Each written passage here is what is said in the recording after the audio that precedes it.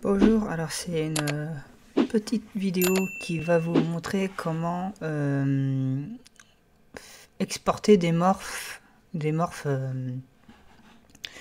DAZ jusqu'à caractère créateur. Alors normalement, au moment où je parle, il y a déjà une vidéo qui vous montre comment exporter les morphes en ce qui concerne la tête et le corps, mais c'est en entier. Mais si vous voulez exporter, genre juste là, je vais vous montrer les seins parce que c'est facile à voir sur un corps. Hein. J'aurais pu choisir une autre partie du corps, mais je ferai une petite aparté à la fin par rapport à ça. Donc on va exporter des morphes. Là ici, on va les faire gonfler des seins comme si elle avait des seins siliconés, d'accord.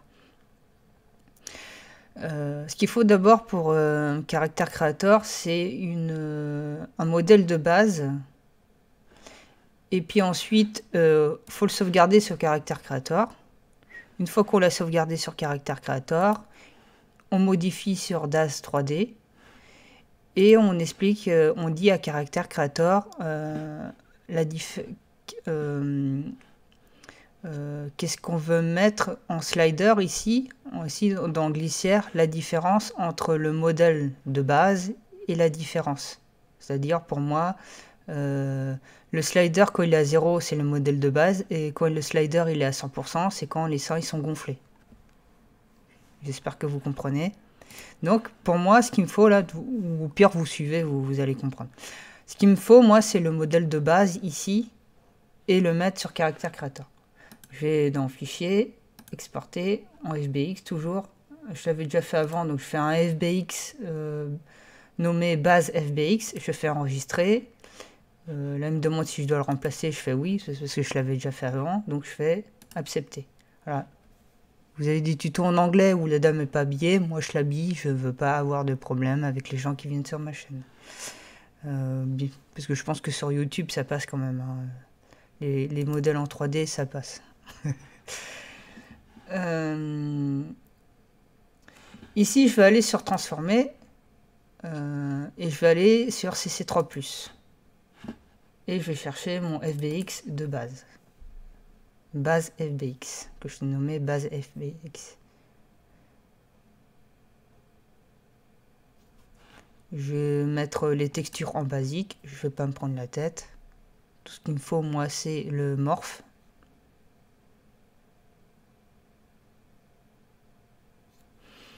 Je vais mettre les textures du corps, même s'il n'y a pas nécessairement besoin. Ça va prendre un peu plus de temps. Mais vous verrez rien, en principe.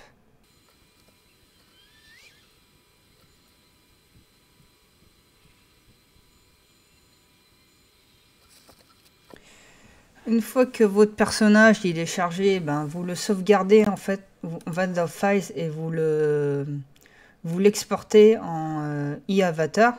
Alors vous avez Max Texture Size, normalement les textures elle est en dessous. Mais on va pas se prendre la tête, hein, on va le laisser comme ça. On va faire export. Et je l'avais déjà fait avant, mais moi je l'exporte en... j'ai mis G8F comme nom, comme Genesis 8 féminin, femelle. Et vous le sauvegardez. Hop. Donc ça c'est votre modèle de base.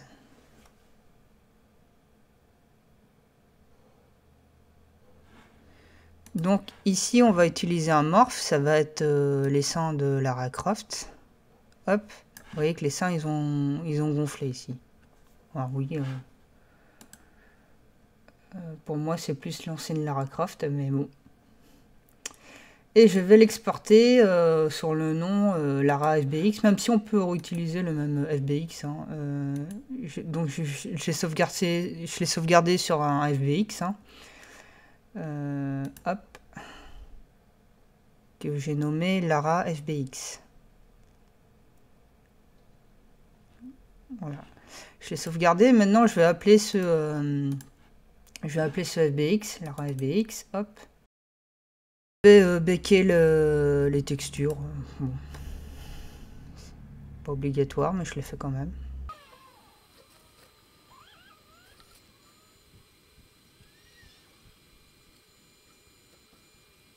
Boum. Voilà. Du coup, vous avez le même modèle, sauf que bah, les seins, ils ont grossi.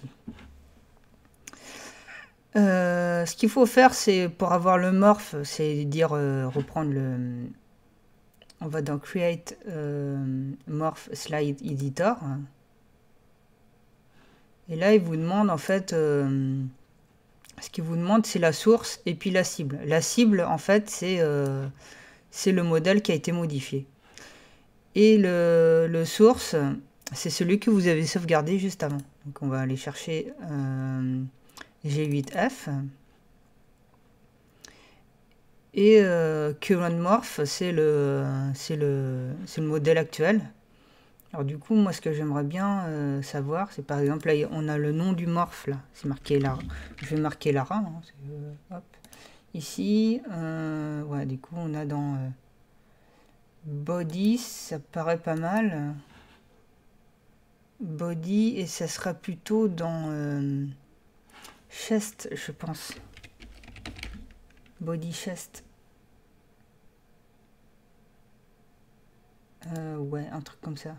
Actor, body, chest. Moi, c'est ce que. Moi, non, même juste body, ça ira très bien. Dans body, juste dans body. Ok. Donc, je vais faire auto-apply. Ok. Et là, je le fais. Ok. Là, il peut demander un thumbnail. C'est-à-dire, ouais. On va avoir une petite image là, ici. Là, j'ai rien. Hop. Je fais OK. Boum. Et là, normalement, c'est appliqué. Pour savoir ça, on va relancer un nouveau projet. Il me demande si je sauvegarde, je fais non. Voilà. Du coup, là j'ai hop, si free, hop. Je sais pas, par exemple, je mets la tête de Bridget de Overwatch. Ça lui fait une tête bizarre, bref. Peut-être pas trop, hein. Là, ça fait une grosse tête. Normalement, c'est parce que la tête, elle est. Il y a la coiffure avec. Donc j'ai changé la tête. Je peux lui changer quoi? Un peu les. Encore un peu plus mastoc. Voilà. Encore musclé là, ça peut être pas mal. Hop. Tac. Ouais non, les seins ils ont gonflé les seins. Donc il faut juste un tout petit peu. Tac. Et donc on va aller voir en fait si le morph voilà, morph Lara, là, j'ai tapé Lara. Tac. Et voilà, il gonfle juste les seins. Voilà, donc ça a marché. Voilà, c'est tout ce que j'avais à montrer. C'est plutôt pas mal. Ah oui, j'avais dit que j'allais finir par un truc. Moi, j'ai vu des vidéos pour changer notamment les parties intimes ici, là, qui durent très très longtemps. Et puis, il y a des trucs assez obscurs. Hein, je vais passer sur ZBrush, je vais faire machin bidule.